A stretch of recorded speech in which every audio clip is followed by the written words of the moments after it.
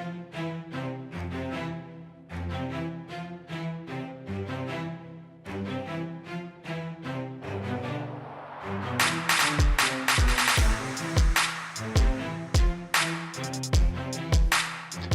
to the Social Chameleon Show, where it's our goal to help you learn, grow, and transform into the person you want to become.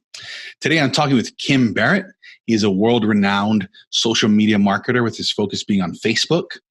He's an international best-selling author, speaker, and trainer, having taught marketing around the world and helping business owners grow to 6 and 7 figures. His company, Your Social Voice, helps businesses get heard on social media and, most importantly, build engagement, generate more leads, and more sales. Since the age of 15, he has been in the online marketing world, with his first sale being $45,000 worth of sponsorship from an online forum. And ever since then, he has had the bug for business, and especially business online. We talk a lot about that, entrepreneurship in general, some of his thoughts on things. He's a great guy. Great conversation, great insight. Like I said, he's been in the world since 15 years old. He's really saw a lot. He's already done a lot of great insight. I hope you guys enjoy this amazing interview with Kim. Kim, thank you so much for joining us so early in the morning in Australia, and welcome to the Social Chameleon Show. My pleasure. Thank you so much for having me. So when I reading all your stuff and doing all your things, I came across this. You were 15 and you were trying to do this. What was going on at 15 that made you say, you know what, entrepreneurship, I'm going to give this a go? Well, it's funny. It's like, even since I was a little kid, I'd always tried little entrepreneurial things. Now, I remember when Pokemon very first came out at school, no one else could have it. And we used to have, this probably showing a little bit of age for some people, the floppy disks at school. So we'd have them on the computer. So I went and got a thing of floppy disks. I pretty much I pinched them out of my dad's office, and I was like, Dad, I'm just going to take these. He's like, what do you need them for? I was like, don't worry. Took them, downloaded Pokemon, and then essentially burnt it onto the floppy disks. And then I took them to school and sold them for $3 because all the other kids didn't know how to get them, and I knew how to use the computer, so I knew how to download it. So obviously, don't advocate piracy, but at the time I was like, this is great. This is this is cool. It's like I have something people want and they're willing to pay for it. Then wow, I can make money from that. So that was kind of my first delve into entrepreneurship there. But then when I was 15, I'd always wanted to be a businessman, in inverted commas. So when I started looking at different ways how I could use the internet to make money, how I could use really any opportunity to try and figure out how to bring an income in for myself, so that I could explore other options and see how I can help people.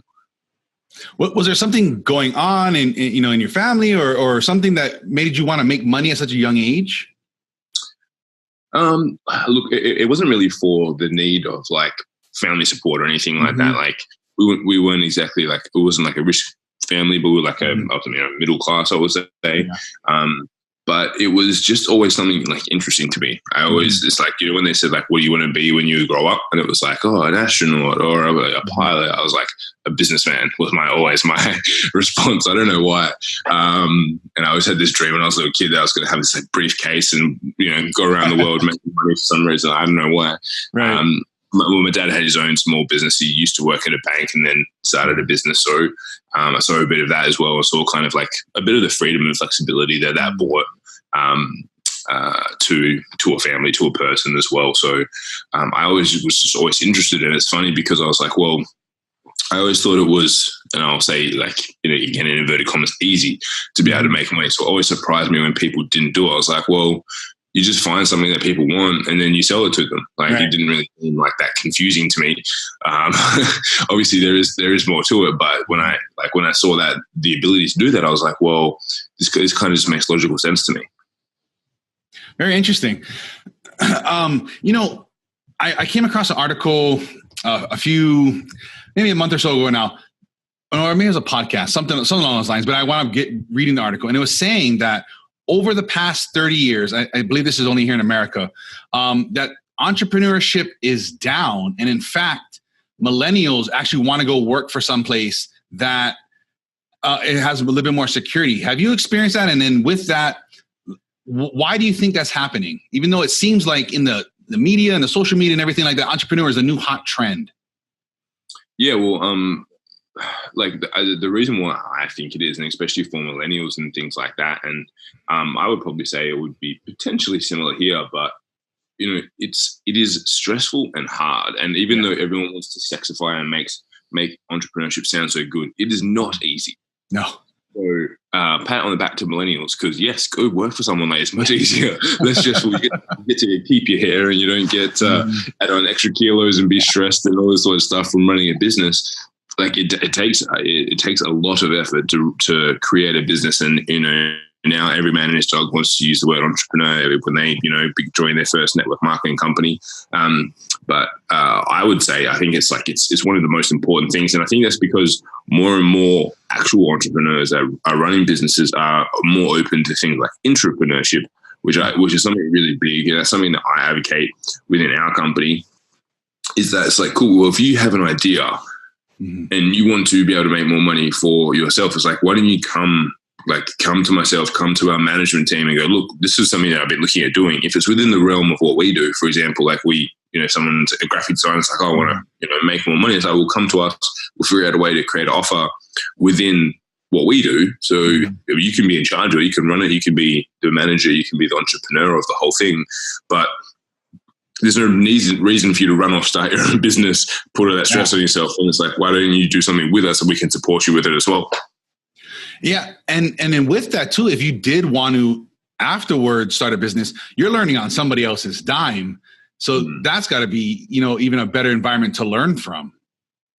Oh, definitely. It's like, if you can figure out a way to do it that way, it's like, why put all that extra stress, pressure on yourself? It's like, I did that. And it's like, it's not fun. Yeah. It's not, I would not recommend it to anyone unless you're really crazy like me. But otherwise, it's like, if you can figure out a way to do it easier, simpler, and learn it. And then as well, like, who knows, potentially you could get a partner at it. Like one of the guys that worked with us, we partnered with him after he wanted to start his company, and he got all our support and everything like that, and started his own company, and we were business partners. And then just recently he took over 100% ownership of the company. So it was like a pretty good, I would say, process and flow through for him. Yeah, definitely. He took a lot of the risk off of himself by not only having you folks and your experience and resources, there's whatever capital you folks use and whatnot. And then on top of that, I mean, you guys made some money, and then you guys probably got a nice little payout at the end, and it really worked out. Sounds like well for everybody. Yeah, exactly. What are some other these hard truths that people, don't hear about or not talked about in the entrepreneurial space? I know you had a podcast and stuff talking about some of these things. What are some of those that you've heard and or experienced? Well, I think the biggest thing is like how much risk is actually involved. And it's like, they're like, oh, it's not just risk from being like, oh, I'm a risk taker. It's like you take on financial risk, you put your relationships at risk, you put the risk of other people's lives. Because as soon as you become an entrepreneur, as soon as you start hiring people, you are responsible. And it's like, when I first realized this, it kind of scared me a lot. I was like, well, I am not only responsible for myself now, I now have 3 staff. So I'm actually responsible for the well-being of their families. Right. Like for them, their families, like there's a whole spiral, and there's a whole like tree of people now that actually like there's a reliance on what I do. Right. Like if I literally just choose not to work, to shut things down, it's like, it doesn't just affect me anymore. It affects like 40 people, like even though I only have 3 or 4 staff. So it's like, well, okay, this is something that you have to take very, very seriously. It's not like it's just a light, bright, easy, oh yeah, cool, I'm trying to start a company and do this. And it's like, hang on, if you do this now, there are repercussions to your actions. You have a big, big, big level of responsibility that you've got to take. So for me, I think sometimes it's like, well, people just go start, or hire people, fire people, whatever it might be. It's like, it is not that like it is as easy as that, but the responsibility and the burden of responsibility, I think, is something that a lot of people forget about. And it's like, like if you start doing things like that, you've got to now go, okay, you've got to wear your big boy or big girl pants every day, and like you've got to take responsibility for that, because it's not easy. And then when you've got to let people go, it's like, it's always a tough one as well. Yeah, I know some people that they relocated and they thought everything was fine, and they bought a house, and then like weeks later, sorry, we got to let you go. It's like, oh, that's tough, and that's a huge burden, a huge responsibility. Yeah, and we literally just hired someone the other day, and they were working at another company, handed in their notice, and I was like, we're definitely I knew we were definitely sure that we want to do, and we have like more than enough work for them to do. So, but I was like, we've just asked someone to quit a job over here. They're coming to work for us. Yeah. That's a pretty big burden of responsibility there that we take on every time something like that happens. Yeah, that's a big ask and a lot of responsibility. It's nice that you take that seriously. A lot of people, like you were saying earlier, like, it's just hire and fire guys, no big deal. But there's a lot that really goes into and disrupts people's families and plans and all kinds of things. What is some bad advice you hear people giving either other entrepreneurs or about entrepreneurship? I don't think we have enough time to go through it all, but what's like the one or two things that just really get under your skin when you hear them? I mean, one of the big ones I think is that people always just say, like, just work harder, just hustle harder, and things like that. Yeah. And to me, like, I just like face palm every single time because yes, you do have to work hard, and there are times that you have to work hard, but most of the time, if you are working like 12, 14, 16-hour days, most of the time I'm going to say that you're probably ineffective, right? Because it is almost impossible to work effectively. I don't even know myself. Like if I say I've had a big day, it's like, yes, but in there's been a couple of hours of like downtime. There has to be, because it's like you can't be effective that whole period of time. So that is probably one of the biggest ones that I'm just like, well, no, that's not the actual case. It's like, hang on, have you broke down and figured out why you have to do that? Most probably your business model is broken, and that's why you have to work like that. Or you don't have the right team members that you need. And if you can't afford the team members you need, your business model is broken. So I always find that people like giving that advice, I don't think it's necessarily like, it's good general advice, but when people take it specifically for them, for their situations, like, hang on, have you actually thought about what you need before you just go, yeah. Someone told me just to hustle. So I spent 10 minutes last night. It's like, no, that's probably not the answer. Like that to me, I think is always like the biggest one. It's like the most important one to think about. And then a second to that would be the whole fake it till you make it. Now there is like an aspect of that is true, but I think that sometimes people kind of get that messed up. So if you're acting as if you are a type of person and you like are using, looking at the personal development sphere, you're like, yeah, cool. Like I'm going to act like a billionaire till I become a billionaire. It's like, that's accurate. That's actually good. That's a good piece of advice, but it's not, take a picture in front of a Ferrari that you see at the local shopping center and pretend it's yours, or steal someone else's screenshot of their client's results, or, walk past a private jet as you go to get on a tiny airplane filled with 150 other people. Like that's not the fake it till you make it. But some people kind of misconstrue and don't understand what the meaning of that phrase is, and that causes a lot of problems, I reckon.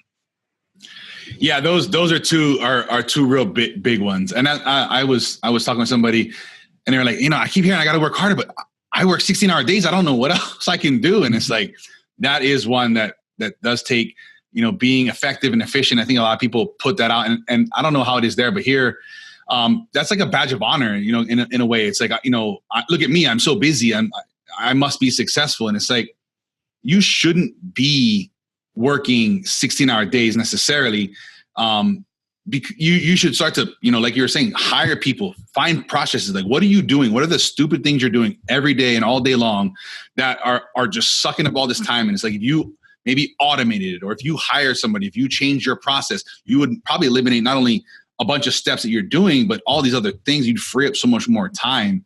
And then you'll get, and then the other aspect of that as well. And then I don't get enough sleep. And it's like, I think people really underestimate sleep as well, too. That's something I like to maybe protect and harp on as well. It's like, if you're not getting a decent amount of sleep, you're getting 2 or 3, 4 hours sleep, you're basically hungover all day long. You just can't perform at that rate either. No, and there's so much coming out about sleep now, more and more and more. Like, I know it actually causes, I think there was an article about it actually causes brain damage. Like it does cause, if you consistently have that period of time, because my sister and brother-in-law run an events company, and they do personal development events. And previously they would run long, like they would run 12, 14-hour days, and they would like go back, debrief, get 4 hours sleep, get up and do it again. 4 days in a row, and then they would go to a new city, do it again. And I remember they listened to this article and it literally changed the way they did their business. They're like, no, cool, we're finishing every night now at 7 p.m. so that we can get the rest. And they're like, look, it's not that it's bad for the attendees because they have to go. It's like Tony Robbins' event, right? They have to go through a little bit of that break and stuff, but they're like, we can't do this 4 weekends back to back. Yeah, because it give us brain damage. And after they heard that on a podcast, they were like, okay, cool. They literally changed how they do it. They started finishing their events earlier, all these sorts of things. So like, it just makes so much of a difference. And I know that, and I think that's one, the big thing is probably, the sleep and then like the nutrition and like your body, because I know that like yesterday, for example, in the morning, I had not by design, but I had pretty much a day off from going to the gym. But I know how much different I felt in the morning when I didn't go to the gym. Yeah. And then if I don't have the right, like if I don't have much, like I'll say like micronutrient dense food, where it's like, lots of greens and things like that, it completely changed the way that I feel. And then I could drag out a whole day for 16 hours, feel super tired, not getting much sleep, but I'm like compounding all the negatives. But I know when I get good sleep, I have heaps of water. Water, I think, is another one that is hugely important. Now, a lot of entrepreneurs and business owners like, no, I'm too busy. I'm like, no, that's again, like you're probably walking around, as you said, like hungover, tiredness, and then also dehydrated is not a good combination. If you do that properly and you have all those things in line, it makes like you are much more, as you said, like efficient and effective within 8 hours, as opposed to needing to work for 16 hours. Right. And and it's funny you say that. I bet you that person that says I can't drink water has a giant cup of soda or something or coffee on their desk. Yeah. Swap that out. Yeah. Yeah. And the exercise is interesting too, because I found that as well. And I thought I used to be heavy into working out and being fit and stuff. And then the goals I had around that went away. And then I was like, well, I have no reason to be working out at this level anymore. So I really need to do it. I've worked out so much. I should probably be good for the rest of my life. That was a stupid thinking I had. And then I was like, and I started getting older and started getting a little fatter and a little heavier. And I was like, man, I really started working out, but I got to dedicate an hour or so to getting to the gym, working out, coming back home, showering, changing, like all these things. I was like, I could really spend that hour and a half working. And then as I kind of progressed with that stupidity, I found that, I can't go on any longer. I'm starting to get kind of a little too heavy, a little too chubby. And I know this is going to affect me. I started working out. I found that I could do more work after a workout. I could be more focused. I could get more things done after spending an hour or so working out. It's really amazing. Like these little things like that, cleaning up your diet. I personally have found the same thing and just so much more effective. I can get so much more things done. My brain is clearer. My thoughts are clearer. I'm able to just, get through tasks so much easier with something so simple as just working out and eating kind of a lot better. Yeah. And it sounds, as I said, it sounds kind of counterproductive because you're like, I need that extra hour for work or whatever it might be. It's like, well, no, you get so much more done afterwards. You actually have a clearer head. You probably come up with better ideas afterwards because you take that away, and you literally can't focus on something for 16 hours a day. It's impossible. But you do need, like, even if you were working 12 hours, you need something to break up the day, to break up the focus, to allow your brain to reset, refresh. And I always find most of the time, if I've been having a tough day, struggling to come up with an idea for like a client campaign or whatever it might be, that once I get and go to the gym, I'll go back and I'll be fresh. Or when I train first thing in the morning, it's like, it's so easy for me. Then when I go in, I'm like, cool, I'm pretty clear, focused, know what I want to achieve for the day. And then it's just happy days. What about naps? I was a long advocate of naps for old people and children. Lately, I've found my low is about 4:30. I start to really just fade off and I stop focusing. I've been trying to take these little 15, 20-minute naps, and I found personally they've helped. Have you experienced anything like that, or have you thought about that? One of my buddies is a big time advocate of naps. Because I work in the office and I haven't really done that. But what I've done is I do like a 10-minute meditation. So I've got like a headset. It's called Muse. So it actually tracks and it gamifies meditation. So the more peaceful your mind is when you've got headphones in and you've got this like receptacle in your head, if you will, to track it. the more peaceful and calm you are, the more birds you hear. So the whole point of it is that you're gamifying it because you're trying to get the most birds possible when you are meditating. So you're like sitting there trying to be peaceful, but then as soon as you focus on the birds, you're not meditating because you're focusing on the birds. So then your brain will go crazy again. So it's a really interesting process. But for me, I think that's probably similar to a 15-minute nap. It's like a 15-minute like power session. And after that, it's like I haven't been able to think about anything. I've been peaceful, calm. But look, to be honest, if I had a couch in the office, I'd probably be napping on it if I could. I found that if I nap in a chair or something along those lines, I'm okay. But if I work at home here, and if I hit my bed, I'm done for like an hour. So I like to I have a nice little reclining chair I use over here, and then that's where I usually. And it's funny, like I will kind of drift off, and then I'll just wake back up in about 20 minutes, and it's like really interesting.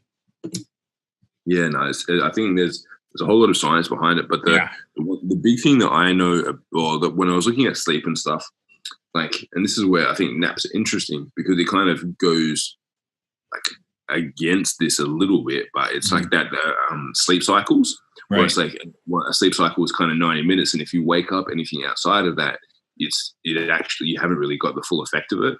So I haven't looked at that and compared it with then naps, because it then to me goes, well, is it actually beneficial then if I have a nap but I don't nap for 90 minutes? Like, is it still like from the sleep side of things? Is it still beneficial?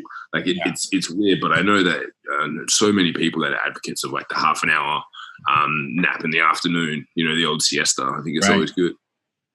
Yeah, I've heard a few different things in that. I've heard if you do between 20 and 60, they somewhere in between there, you're sure okay. I think 90 is like the max. Like if you're going over 90, like you're just doing another sleep cycle and you're really going to be kind of messed up. I noticed if I just had like a really ultra hard workout or a few back-to-back days where I've kind of got to bed late and got up early for whatever reason, and if I have the time and I do like a 45-60 minute nap, I feel like I usually can go another 6-7 hours like full on without a problem. Yeah, it's interesting. Yeah, I'm definitely I definitely want to start testing them out, but. Yes. If my team walk past my door and they see me napping, I'm gonna show them the science first, and then they'll let me. You know, everybody's got to be able to nap, and then everybody will be okay with it. Yeah. So we talked about some of the bad things, kind of the other things. That what is some really good advice you either hear or something you really just want to kind of pass on to everybody about being an entrepreneurship, about starting a side hustle or some kind of micro business or something along those lines? The biggest and most important one, I think, is something one of my mentors told me, which is never worry alone, because it is very lonely as soon as you do start things, because you're alienated from sometimes friends, family, even your partner, whatever it might be, depending on the situation. And you feel like it's all on you. And, like sometimes it's like other people don't understand, but when you share, like a problem shared is a problem halved. So if you can find a group, a community, a mentor, depending on what level of business that you're at, I've always believed in mentors and coaches and paid for them, whatever I had to do to get around them, because as soon as you share a problem, most of the time, someone who has been there, done that, and knows it's like, oh, yeah, you're experiencing that problem? Oh, that's easy. Yeah, no worries. Don't worry about that. Oh, it's like, oh, you forgot to pay your tax? Don't worry. I'll tell you about a time when I forgot to pay $200,000 in tax. It was an interesting time. So you're like, oh, cool. I'm not that bad, or it's not only me. Like there's always people that have those. So I think if you have groups where you can share your problems with, it just makes it so much easier, because sometimes even just as soon as you say it, like I had a client talk to me the other day, they shared with me their problem, and I was like, they're like, oh, I'm not getting enough business fast enough, and they're all upset. And I was like, cool, let's jump on a call. Jumped on the call. I was like, what's happening? They're like, oh, well, I've had one booking. I had 5 leads that I spoke to and did this. And I was like, cool. So like, what, you spend too much on your ads? Like, I didn't turn my ads up. I spent like $15, $20. I was like, so you spent $20, you made $200, and you're complaining that you don't have more clients fast enough. I was like, what about if you just like increase your ad spend? And it's like, so you got 10% return, whatever, to get that or whatever. Yeah. So you just take the $200, you should make, 2,000, maybe $20,000 off of that if you did the same thing. Yeah. And then they're like, oh, is it just that easy? I'm like, well, yeah. Like, well, you said there was a problem. I was like, I don't see any problems here. And then they're like, okay, thanks. And then they just like, it was like done. It was like 5 minutes, but they're like, oh, my business isn't growing fast enough. I've only got one client, but I'm like, okay, but you don't actually have a problem here. Like, and then just in 5 minutes, they're like, oh, cool. All right, good. I don't have a problem. And then they go about what they're doing. So it's just funny sometimes that we invent or make things much bigger in our heads than it needs to be. And if you can just have the people that you can share with, most of the time, they'll be like, oh yeah, like that's easy. Or this is their solution. Or actually, you don't have a problem at all. Yeah, always that outside perspective, the person that's not attached, is not in the weeds and not in there. They just look in and say, it's such a simple thing. And you stop to think, you're like, yes, actually it was. If I would have detached a little and pulled back, I probably could have seen it too. But yeah, it's nice to have. I know what you're saying, that loneliness kind of thing or whatever. Yeah, it's easy to get stuck in that. And next thing you know, it's dark out and you're like, oh, I haven't seen another human being today. Like, wow. Yeah. So you being in the social media space and stuff like that, could you share maybe 2 or 3 tips for the average kind of person that just a regular guy on social media, whether it's the career that maybe they're trying to advance something like that, or a business, or people that are trying to grow a following? What are the 1, 2 things people really maybe should be doing or shouldn't be doing? Yeah, look, number one, the big thing that everyone should be doing is video. I know, again, it can be a scary thing for people, especially if I tell someone to pull out their phone and do a live video. Yeah. It can be scary, but video is the fastest way for you to build a following, to build interaction, to build connection with people. And it's so cheap to get in front of people when you have a video. So like, I highly recommend, as much as possible, practicing, get good at video, because going forward, it's only going to get more. Like they said, by next year, this is probably 4 years ago, I think this quote came out from Sheryl Sandberg, who's the CEO of Facebook, that by 2020, I think it's going to be like 75% of the newsfeed is going to be video. And I think when I scroll through at the moment, most of what I see is video. Like, so there's so much video stuff that's already there. So it probably wouldn't be far away from that. So I highly recommend just get comfortable with video. Just put some things out there. It doesn't have to be professional. Just the most important things to remember are lighting and audio. So if they are decent, then just go for gold. Like, just put yourself out there. And then number 2 is get used to the haters. It's like, if you ever start promoting the videos, then it's like, you're gonna cop. Like, I see some comments that come on my videos, I'm just like, what? Like, I don't know what encourages people to do it, but I'm like, I don't scroll through Facebook trying to find videos and then go and put bad comments on there, like, or just stupid things. I'm like, it makes no sense to me. And I'm just putting out business content. It's like, so some people when I see they're putting out other content, I'm like, in the comments they get, I'm like, this is just ridiculous. But just get used to that, because it's like, for me, it's like, if I see it, sometimes I just literally, like, I show my team, like, once a week we'll put together all the funny comments, and I'm just like, where do these guys come up with this stuff? Some of the time I'm like, God, it's so stupid. But it's just something you've got to get used to, unfortunately, because people are idiots on social media, and I know that in person no one would ever would ever do it. And it's always funny, because I laugh, because it's like, well, like people that they cause a ruckus, and they try and stir you up. And I remember the one guy when I very first started, because I'm a pretty big dude. I'm like 6'3", like 100+ kilos, and I'm a Australian champion of Brazilian Jiu-Jitsu. Wow. And I'm like, mate, if you ever met me in real person, you would literally crap your pants. So this is where I started. I was like, so shut up, because it was a bad comment, and I was like, I wouldn't bit back at him a little bit, but then I was like, you know what, this is the internet, like, who cares? Like, really, this is someone sitting behind his keyboard having a bit of fun and chuckle to himself. I was like, it doesn't matter anymore. But I remember the first time I was like so annoyed, so I bit back a little bit, but after that I was like, oh, who cares, it's just the internet. That's really good. It's sometimes you got to read the comments, because there's questions and things in there, but you've got to let those things just roll off your back, the tweets, the DMs, whatever it is. You got to let all that stuff just roll off your back and understand that people just either trying to stir up stuff or they're really having a hard time in their life. I think it was Sarah Silverman or something like that. Some guy tweeted at her some horrible thing, and she's like, wow, somebody really must have, done something bad to you. And he's like, yeah, somebody did. And that is a whole long conversation. And then other people kind of got involved and then why I'm getting this guy some like medical attention and some help and some things. So a lot of times that's just what it is. People have a bad time in life and they're just looking for the people that are succeeding or doing maybe what they want to be doing. And they're just throwing hate. And yeah, that's really good. You got to just ignore that and just let it slide off the back. Yeah, like I saw one of my buddies runs a lot of ads. He does YouTube training, and I saw on one of his posts, someone's like, "Oh man, you're one of those other fake gurus out there." Yeah, right, blah blah blah.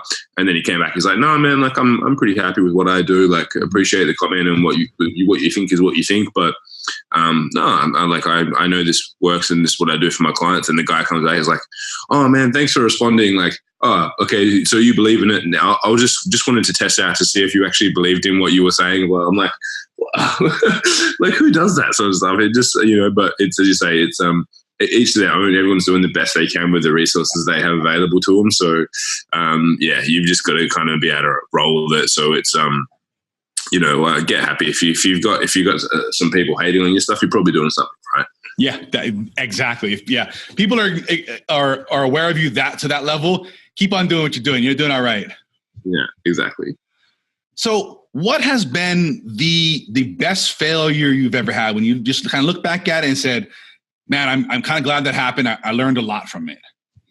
Probably one of the biggest was I took on a client that we weren't actually quite suited for. So we charged, I think it was something like $7,000 or $8,000 per month, and we had them come on, and it was just before Christmas time. And it literally, like, it stressed me out really, really badly leading into Christmas. And I was like really frustrated and annoyed. And because I was working for them, and I was literally doing probably like 18-hour days just because I didn't have the team at the time and I couldn't hire them. It was just before Christmas. It was all this stress. And I was like, this is not what I got into business for. And it's coming up to Christmas. I was like, I can't be working Christmas Day running ads. I was like, I'm going to spend time with my family and stuff like that. So when that happened, it was the first time I ever discovered that I could fire a client.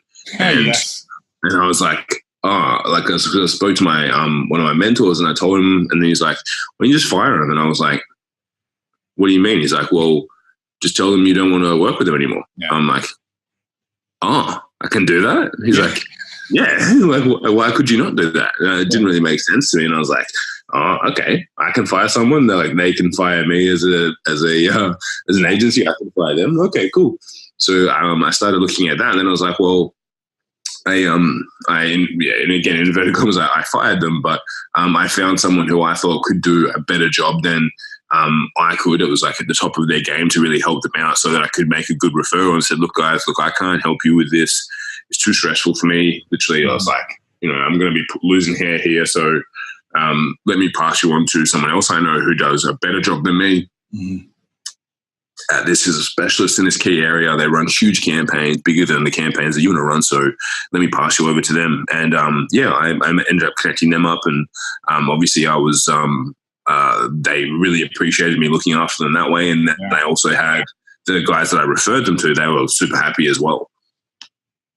That's a great story. I like that lesson. Like, you can fire your clients. And a lot of people, they're so scared that they don't have enough clients, or the ones they have just are paying the bills. And like you said, they're so stressful. There's so much stress there. It is so much better on you to try to screen those people out before you get on there. But if they're a pain in the ass, just fire them. Like, you're going to be better off. You're going to be happier. And then now you have this extra time to go get a client you want to work with. Exactly. And when you have that, then it's much easier, nicer, smoother. But then as well, it's like they're also opening up going, well, maybe I should be referring some, when people come through, why am I not sending them to someone else if I don't think they're ideal? And that's when one of the strategies of preeminence from Jay Abraham is like, I learned a lot around that. And then I was like, okay, cool. So now if someone comes, I say to them, it's like, look, I'm happy to have a call with you, see if we're suitable. But if we're not, I'm probably going to refer you to someone else because they're going to do a better job for you. And people appreciate that, and they're happier sometimes when that happens. And the potential client wins if I send them to someone else, and when the person who I send them to most of the time say, "Oh yeah, cool, let me send you some like a referral fee or something like that." And sometimes they take it, sometimes they don't. But it's kind of like win-win for everyone then. Yeah, it's a good philosophy. I like that. And there's so much business out there. There's so much things out there. Passing these guys on, isn't going to hurt you. And especially in the long run, you're going to build better relationship. And then they're going to know like, hey, Kim's a guy you can trust what he says, because he could have just took me on, taken my money and did a shitty job. But he said, no, this isn't for me. Let me pass you to a guy that's going to do better. You're going to build a whole lot more trust, especially in the long run. And business is such a small circle. You're going to run into these people again, or somebody that knows them and has said something negatively about you.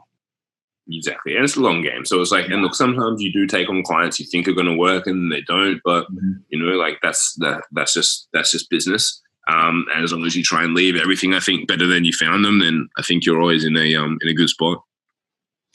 Yeah. What does a typical morning look like for you? I know this isn't a typical morning, but maybe that first 60 to 90 minutes, whatever habits or routines that you do every day.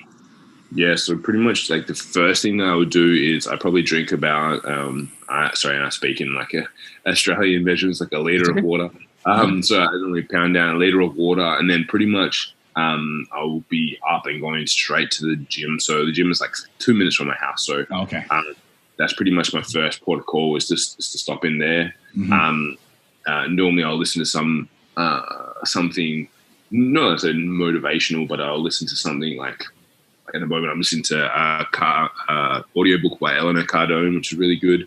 So I'll listen to something that kind of gets me fired up for the day.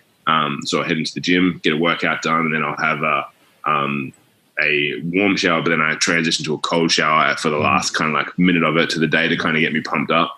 And then I'll grab a coffee, and then I pretty much head into the office from there. So the first part is really focusing on getting in, like water to replenish after probably being dehydrated overnight, getting in some movement and a little bit of learning. And then heading into the office and then go and plan out what's on for the day. I know you've done, and I don't know if you still really do, but you did a lot of traveling. When you're traveling, is there, one or two things that you just kind of must do that really set you up on the road to win the day? Well, that's a tough one because, it's I probably sucked at following my routines when I'm traveling, but I think that is the big one is still focusing on doing that because, again, it's very easy to give yourself the excuse of I'm traveling. Yeah. So I can't do that. But I found the days where, like when I was last year, when I was in the US at the end of the year, when I got up in the morning, even if I just did like some push-ups on the floor and some crunches, like I felt so much better for the day of doing some movement in the morning as opposed to doing nothing. Because then the day goes on, I was at events, and then it's like people are like, oh, let's have dinner. So it's like, well, giving myself, I'll do a workout in the evening. It's like, no, that never happens. No. Right? If you're going out and dinners and stuff, it's not going to happen. So I would just go, okay, try and do something in the morning, make sure I keep my times, get up, have lots of water, make sure I stay hydrated, and then like at least then I've done one the day there, tick that off, and then I'm good to go for the rest of the day. I like that. That's good. Yeah, and it's so simple. In most hotels nowadays, you say there's some kind of gym-ish thing, but if not simple, doing some push-ups and burpees on your hotel room floor, it's super simple, super easy. I like that. Yeah, just keeping it easy, I think, is the best part, and just making sure it's something you can definitely do every day. Yeah. And it's just done and dusted. Have there been any habits or routines you've added or removed lately from what you've been doing? Probably the only routine I've added is going back to jiu-jitsu, because I find sometimes at the end of the day, I'm still like quite hyper wired from the day, and I'm like, it sometimes takes me a while to go to sleep, and also I'm just always thinking about business, and I try and give my brain a break from that. I know when I go to jiu-jitsu, it's like I'm going to have at least 90 minutes where you can't think about anything else. Yeah. You can only focus on what you're doing, because otherwise you'll probably get like a broken arm or something like that. So, or punched in the face or whatever it might be. So it's like, choked out.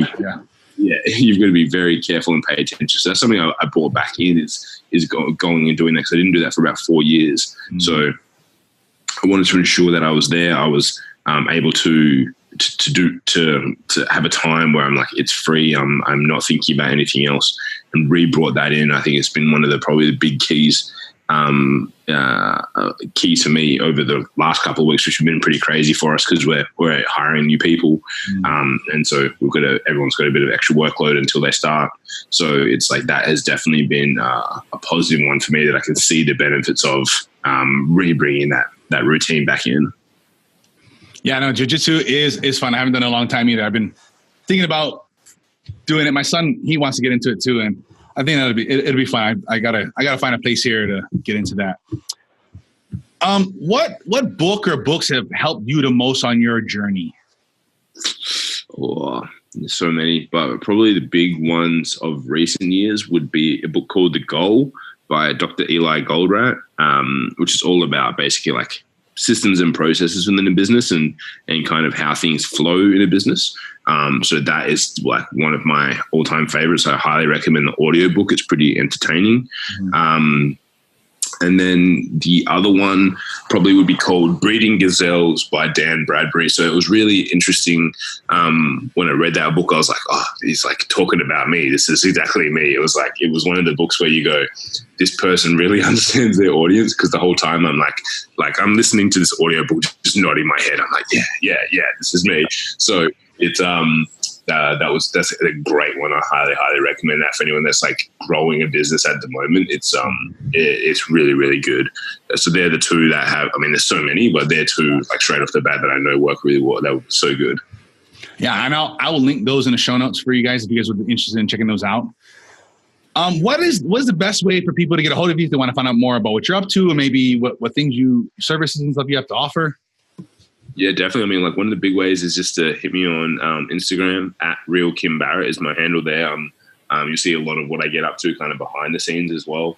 And then just our website, which is yoursocialvoice.com.au. You can kind of see a lot more about what we do there. But yeah, if you want to see what I get up to, and if you just want to shoot me a question, let's have a chat. Instagram's probably one of the best spots to hit me up as well. And I guess I'll link those for you guys, so it's easy for you guys to get to those things.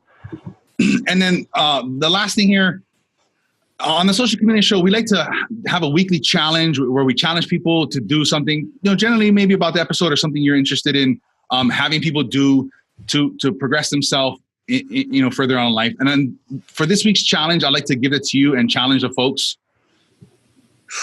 Oh, okay. I'm going to give everyone a water drinking challenge. Oh, I like this. Right. So the only thing is I don't know the conversion, because I only work in liters versus. I'll convert it for everybody. Don't worry about it. Yeah. But my challenge is, regardless of your size or anything like that, is to drink 4 liters of water a day. It may sound like a lot for some, but if regardless, it's pretty much like any body size. It's like if you drink 4 liters of water a day, you would notice a difference. And if you can do that till next week, until you get your next challenge, that will be. You'll notice some big changes. That's for sure. Definitely. Absolutely. I love that challenge. It's great. I know we all could be drinking more water. I've got a case of water thing that sits here all day long, and I still could be drinking more water. No, I love it. It makes a big difference. Yeah, it's so good. It does. Yeah, it does make a huge difference in so many things. There's so many great things about drinking water and the things it does for your body. It is really amazing. Well, is there anything that you wanted to make sure we talked about, or I got to on here? Anything you want to make sure we shared? No, I mean that's pretty good. And I think if anyone can take away just one little nugget from what we shared, whether it's one of the things that you shouldn't be listening to, or the things that you should, I think it's going to be big. But don't always try and do everything at once. Just do one thing at a time, and watch the results flow from that. Absolutely. Kim, thank you so very much for being on here. I really do, like I said, appreciate it. I know it's very early in the morning. Everybody show him some love, give him some love on social media and stuff, and for being up so early and so diligent with everything. It's really a true honor. Thank you so much. My pleasure. Thanks for having me. Okay. Hey, thanks guys. Thanks, Kim. I really do appreciate it. Like I said earlier, I hope you guys gained a lot of this. This is great insight. I love speaking with people like this. He's just a great guy. So much great information. Like I said, I'll leave all these things in the show notes for you guys. Reach out to him if you're looking to, grow your social media, whatever other things. Connect with him. He's got some great insight. We haven't even touched on half of the things he's really good at. For the giveaway for this month, make sure you guys head over to thesocialchameleon.show/pick-me. We're always looking for great, innovative product solutions, whatever it is to help you grow, gain more knowledge, gain more insight, gain more time, whatever it is. We're always on the lookout for things. We want to share these things with you guys. Make sure you guys head over to thesocialchameleon.show/pick-me. Get into this month's giveaway. We want to help you get a leg up on things in this world, get things moving with your goals and your self-improvement, whatever it is that we've got going on. Make sure you head over there and get into this. As always, the best way to support the show, the best way to help yourself, help your friends and family and colleagues is to share this knowledge, pass this on. Let's continue to build the community. Let's continue to build each other. The more we share, the more we teach, the more we're able to learn, the more we're able to grow. We build our societies, our companies, everything. It all flows together. You guys can, connect with us in between episodes at the Social Chameleon Show on Facebook, Instagram, Twitter. You can subscribe on YouTube and your favorite podcast app as well. For past episodes and links to everything we talk about here today, you can visit thesocialchameleon.show. And until next time, keep learning, keep growing, keep transforming into the person you want to become.